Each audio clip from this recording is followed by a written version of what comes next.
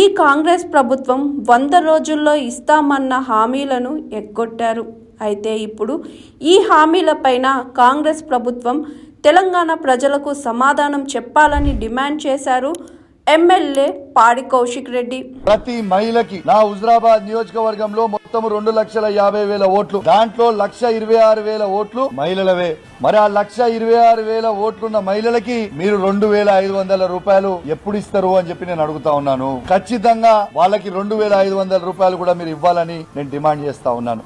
మా హుజరాబాద్ నియోజకవర్గంలో ఉన్న కళ్యాణ లక్ష్మి చెక్కులని కేసీఆర్ గారు ఇస్తున్న 1,116 రూపాయలు మాత్రమే ఇస్తా ఉన్నారు ఈ ప్రభుత్వం. ప్రతి ఆడబిడ్డకి తులం బంగారం ఇస్తామని 100 రోజుల లోపల ఇస్తామని మీరు అడిగినరు. ఖచ్చితంగా మీరు తులం బంగారం కూడా ఇయ్యాలి అని నేను డిమాండ్ చేస్తా ఉన్నాను. గవర్నమెంట్ హాస్పిటల్ డెలివరీ అయిన తర్వాత ఇలా మీరు కేసీఆర్ కిట్లు ఇస్తలేరు. ఖచ్చితంగా కేసీఆర్ కిట్ కూడా ప్రతి ఆడబిడ్డకి ఇయ్యాలని నేను డిమాండ్ చేస్తా ఉన్నాను. మీ 100 రోజుల్లో మీరు ఈ 44,000 మంది ఉన్న వాళ్ళందరికీ కూడా పెన్షన్ 2,000 ఉన్న పెన్షన్ ని 4,000 చేస్తామన్నారు. మరి 4,000 ఎందుకు చేయలేదు, ఇంకా ఎప్పుడు చేస్తారు అని నేను అడుగుతా ఉన్నాను.